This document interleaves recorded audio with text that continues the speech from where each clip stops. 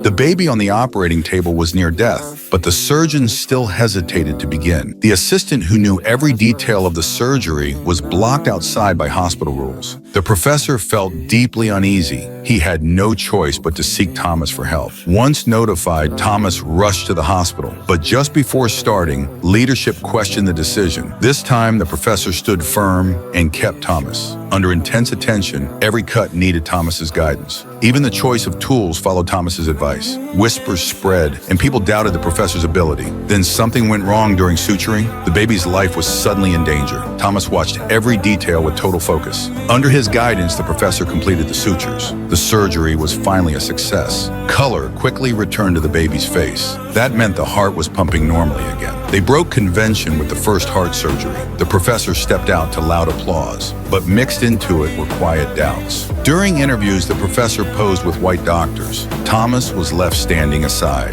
Given the times, he could do nothing about it. Later, medical journals never mentioned Thomas. At the celebration dinner, he entered disguised as a waiter. The professor thanked everyone involved on stage. Thomas waited, full of hope, but his name was never called. All this injustice came from skin color alone. Thomas was used to the world's unfairness, but the professor's abandonment broke his heart. He quit the medical school and became a salesman. Selling medicine earned him a solid income, but becoming a doctor was his true dream. His wife saw his struggle and comforted him. Going back did not mean surrender. It meant listening to his heart. Driven by his love for medicine, Thomas decided to return to medical school. After many years, the professor offered no blame. They had both let go of the past. Thomas stayed committed to his post. Over 20 years, he trained dozens of surgeons. For decades after, he devoted himself to medicine. He mentored countless talents. Through dedication, he earned universal respect. In 1976, Johns Hopkins awarded him an honorary doctorate. They also painted a massive portrait in his honor. Looking at the portraits hanging together, Thomas broke down in tears.